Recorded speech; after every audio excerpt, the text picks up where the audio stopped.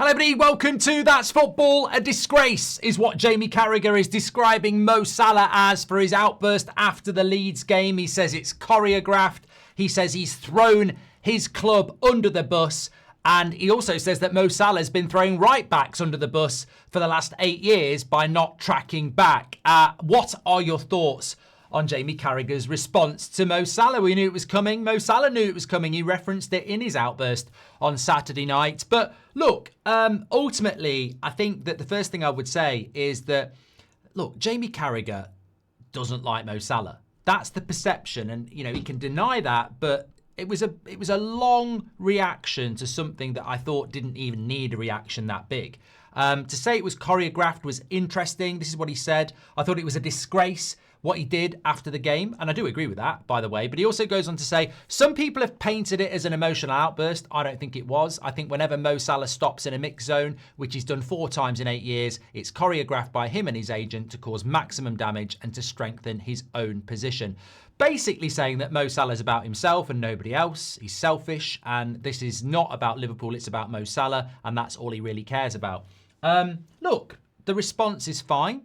Mo Salah even referenced Carragher in his outburst on Saturday. But I think over the last year, it's quite clear that Jamie Carragher, for whatever reason, doesn't really like Mo Salah. He certainly, you know, was very condescending of him in his final few months before he signed the contract. And then Trent didn't sign the contract and didn't get anywhere near the treatment many of us suspected Salah would have got from Carragher. So for whatever reason, you know, Carragher doesn't like him. I don't have a problem with that. I don't think Liverpool fans have a problem with that. I think, you know, some people don't like Bruno Fernandes at Manchester United. It's just the way of the world. And Jamie Carragher has the right to do that. I don't think he'd ever admit he doesn't like Mo Salah, but there is certainly something that grinds his gears there. I think it's very obvious, and he's not wasted this opportunity to go in on him.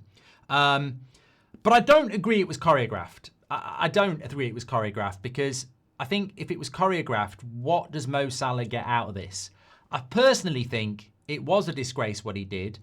I'll come to that in a moment. But I think what caused it is sitting on the bench at Ellen Road and not getting any minutes, watching Liverpool drop points and realising that even in a Liverpool side that's bottling leads like that, he can't even get minutes on the pitch. And I think he's walked out impromptu, said what he said in a state of frustration.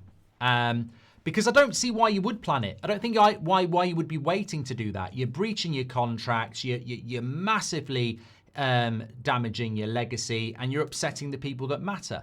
Now, look, I think all top players are egotistical and self-centered. I don't think there's a problem with that. Ronaldo is. I'm sure Messi is. To be the best, you've got to believe you're the best. So I ain't got a problem with arrogance or anything like that. But I don't think he choreographed it. I don't think it was planned because it wouldn't make sense to do that. What comes out of this? Ultimately, you're probably ending your Liverpool career under a cloud to get a move elsewhere that you probably would have got anyway. And as I said yesterday, I firmly believe that, look, Carragher's got his own axe to grind, and it's an opportunity to jump in and go, look at the way he's treated my club, you know, blah, blah, blah. But the point is, how do you solve this issue? There's a picture of Mo Salah today in an empty Liverpool training ground, taking a picture of himself while Liverpool are in Italy playing a big game against Inter Milan.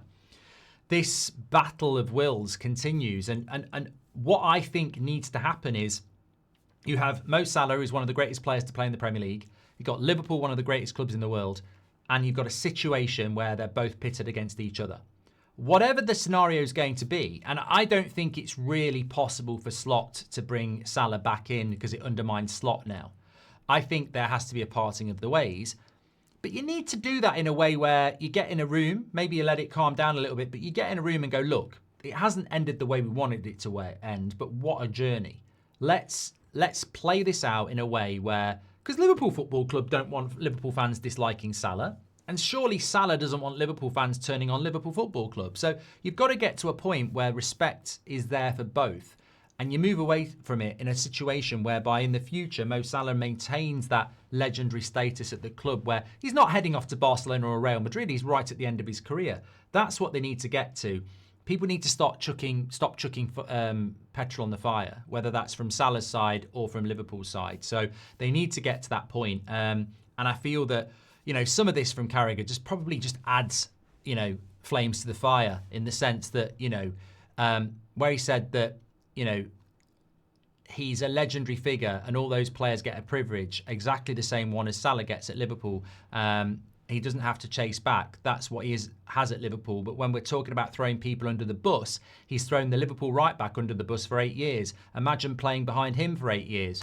I mean, that is an incredible statement when you think about how Trent Alexander-Arnold was, you know, pretty much hailed as one of the best right backs we've ever produced for many years, playing behind Mo Salah. So what we're talking about there, that Mo Salah's been throwing right backs under the bus for the last few years whilst being the player that's made Liverpool ridiculously talented and ridiculously successful, along with Trent.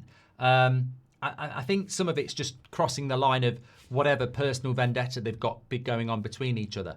I think ultimately what you don't want is what happens in the modern game, which is this, you know, club against player thing, because there are fans out there that value players over clubs. It's weird to me because the club is everything, but some people do follow players more than they follow a club. And I've already seen people on social media backing Salah over Liverpool who are Liverpool fans. So you just don't want that going on. The bottom line is no player should be coming out after a bad performance and making a statement like that throws the club under the bus. You know, they shouldn't be doing that because it's disrespectful to the club. It's disrespectful to the fans. Mo Salah's not right for doing that. And anybody who thinks that he is, I can't get on board with that. He shouldn't do that. He shouldn't go out straight after a game, get the press together, who are vultures. You know, these are not your mates. These are not fans. He's talking to vultures who he knows full well are going to put it everywhere. That was out of order. Now you can put it in a drawer and say, look, you were emotionally charged. You're not a politician. You're a top class, world class, legendary status footballer who emotionally has just felt, you know, pissed off and gone and done something. But there needs to be an apology and there needs to be an acceptance that's out of order, because we can't have players doing that. It'd be a very entertaining Premier League if we had players doing this after every game, but you can't have that. The respect moral code has to be there.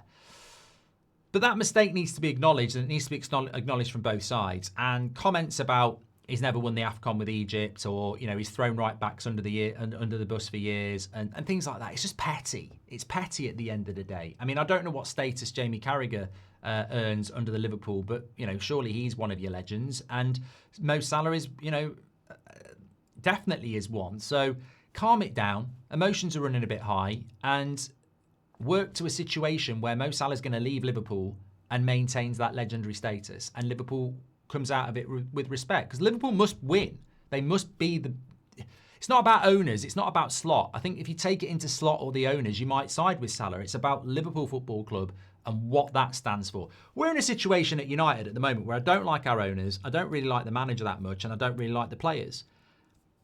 But I love Manchester United because it's what Manchester United represents to me. It's not, the owners don't represent Man United, the manager doesn't, and the players doesn't. You want them to, but if they're not doing it the way you want to and the standards that you have, then it's just the name that means something to you. And that's what this is. It's not about Jamie Carragher, it's not about Arne Slot, it's not about the owners, it's about Liverpool and Mo Salah. And he's crossed the line there because fans don't want players coming out and doing that, and he shouldn't have done it. And that's why he has a contract, and that's why professionalism should be there.